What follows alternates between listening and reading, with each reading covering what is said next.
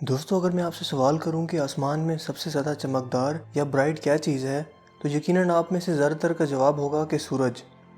کیونکہ سورج ہماری کائنات میں سب سے زیادہ چمکدار اور روشن نظر آتا ہے۔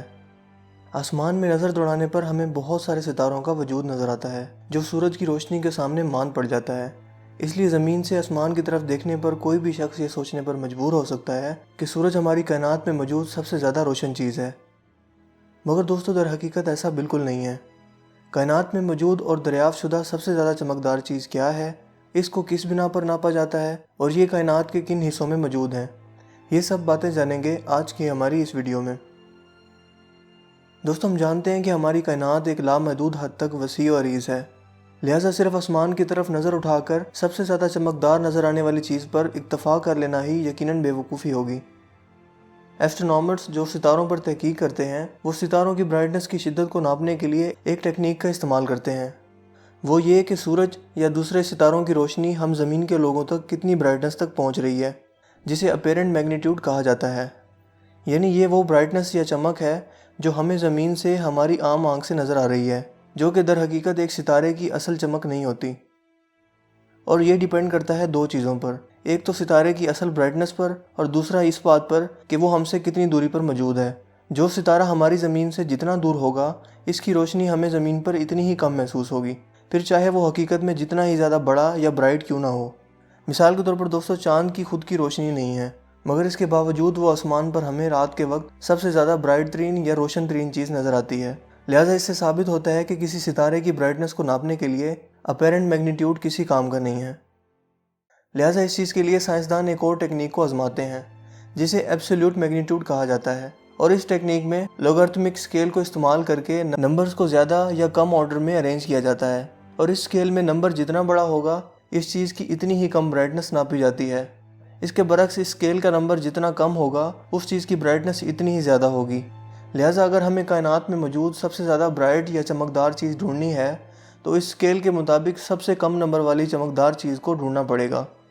چلیے دوستو اس کی شروعات کرتے ہیں اپنی زمین سے موجود سب سے زیادہ قریب ترین ستارے سورج سے، جس کی برائٹنس ایبسلیوٹ میگنیٹیوڈ پر 4.8 ہے۔ اس سے آگے جانے پر ہمیں سورج سے قریب ترین اور چمکدار ستارہ دیکھنے کو ملتا ہے جس کا نام سیریز ہے، اور یہ رات کے وقت زمین سے دیکھنے پر آسمان میں سب سے زیادہ چمکدار نظر آتا ہے۔ اس ستارے کا فاصلہ زمین سے 8.5 لائٹ ایئرز یا نوری سال ہے، جبکہ اس ستارے کی ویلیو ایبسلیوٹ میگنیٹیوڈ پر 1.46 ہے، جس کا مطلب یہ ہوا کہ یہ ہمارے سورج کے مقابلے میں 22 گنا زیادہ چمکدار ہے، جو کہ ناقابل یقین حد تک زیادہ ہے۔ مگر دوستو یہ بھی کچھ نہیں ہے جب ہم R136A1 ستارے کی بات کرتے ہیں، جو ہمارے سورج سے 250 گنا زیادہ بڑا ہے اور اب تک دریافت کیے جانے والا کائنات میں موجود سب سے بڑا ستارہ ہے۔ اس کا ڈائی میٹر یا سائز 2 کروڑ کلومیٹر ہے، اور اس کی ویلیو ایبسلیوٹ میگنیٹیوڈ پر -12.16 ہے۔ یہاں یاد رکھنے کی بات یہ ہے کہ سورج کی ایبسلیوٹ میگنیٹیوڈ 4.8 ہے، اور یہ بھی کہ جتنا زیادہ بڑا نمبر ہوگا اس کی برائٹنس اتنی زیادہ کم ہوگی۔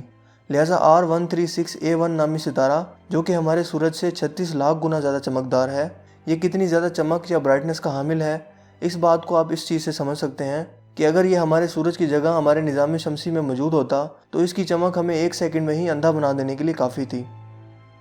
دوستو یہاں ایک اور سوال ذہن میں جنم لیتا ہے کہ کیا صرف ستارے ہی ہماری کائنات میں موجود سب سے زیادہ چمکیلی چیزیں ہیں؟ کیونکہ ہم جانتے ہیں کہ کائنات میں ستاروں کے علاوہ کئی سو اجرام فلکی موجود ہیں، لہٰذا ہم کائنات میں موجود اس چمکدار چیز کو ڈھونڈنے کے لیے صرف ستاروں تک محدود نہیں رہ سکتے، لہٰذا ہمیں اس سے آگے بڑھنا پڑے گا۔ دوستو جیسا کہ ہم جانتے ہیں کہ خلا میں موجود ایک ستارہ جب اپنی طبعی عمر پوری کرنے کے بعد مرنے کے قریب ہوتا ہے تو وہ ایک عظیم الشان دھماکے سے کائنات میں پھٹ جاتا ہے، اور اس دھماکے کو سائنس کی زبان میں سپر نووا کہا جاتا ہے۔ اس عظیم الشان دھماکے کے نتیجے میں ایک طاقتور ترین روشنی کی لہر خارج ہوتی ہے جسے گیما رے برسٹ بھی کہا جاتا ہے، اور یہ روشنی کائنات میں موجود کسی بھی ستارے سے زیادہ چمکدار ہوتی ہے۔ یہ دھماکہ چند سیکنڈ میں اتنی زیادہ روشنی خارج کرتا ہے جتنا سورج اپنی زندگی کے 1000 کروڑ سال میں خارج کرے گا۔ یہ کائنات میں ہونے والے چند انوکھے عجائبات میں سے ایک ہے۔ سائنسدانوں کے مطابق ہماری زمین سے قریب ترین ایک ستارہ بھی موجود ہے جس کا نام WR104 ہے، اور آنے والے وقتوں میں یہ سپر نووا ایکسپلوژن یا دھماکے کی تیاری کر رہا ہے، اور اگر ایسا ممکن ہوتا ہے تو یقیناً اس کی ریڈیشن کے اثرات ہماری زمین تک ضرور پہنچیں گے، جس کے نتیجے میں ہماری زمین کی اوزون لیئر کا 25% حصہ تباہ ہو جائے گا اور زمین پر موجود جانداروں کی زندگیوں کو خطرہ ہو سکتا ہے۔ दोस्तों ये असरात कितने ज़्यादा होंगे इसका अंदाज़ा आप इस बात से लगा लें कि ये आज तक बनाए जाने वाले सबसे ज़्यादा जदीद न्यूक्लियर बम के असरात से भी ज़्यादा होगा। जबकि यहाँ याद रखने की बात यह है कि ये WR104 नामी सितारा हमसे 7500 लाइट ईयर्स या नूरी साल के फासले पर वाक़या है, जबकि इसकी रोशनी के असरात भी महज चंद सेकंड या चंद मिनट पर ही मुश्तमिल होंगे। यकीनन ये फासला और रोशनी की शिद्दत आपके दिमाग को चकरा देने के लिए काफ़ी हैं। मगर दोस्तों ये भी कुछ नहीं है। जब हम बात करते हैं कायनात में मौजूद ब्लैक होल्स की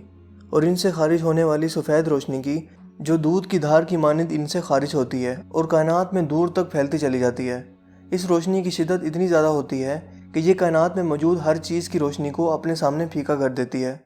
ये ब्लैक होल्स कायनात में मौजूद बहुत बड़े बड़े सुराख हैं जो कि बड़े बड़े सितारों तक को निकल जाते हैं, और इनसे खारिज होने वाली सफ़ेद रोशनी का जिक्र हैरत अंगेज़ तौर पर कुरान पाक में भी मौजूद है, जिसका जिक्र हम अपनी पहले की वीडियोज़ में कर चुके हैं, और इन्हें कुरान पाक में सितारा साकिब के नाम से जाना जाता है।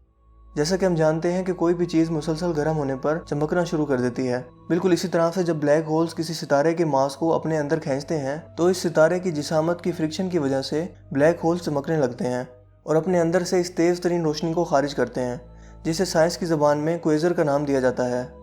ये क्वेज़र रोशनी इतनी ज़्यादा होती है कि हमारी कायनात में मौजूद हज़ारों या लाखों कहकशाओं में से कोई भी इतनी ज़्यादा शदीद रोशनी खारिज नहीं कर सकती। लिहाजा इससे साबित होता है कि ये क्वेज़र नामी रोशनी नाकाबिल यकीन हद तक की ब्राइटनेस है, जिसका मुकाबला कायनात में कोई चीज़ नहीं कर सकती।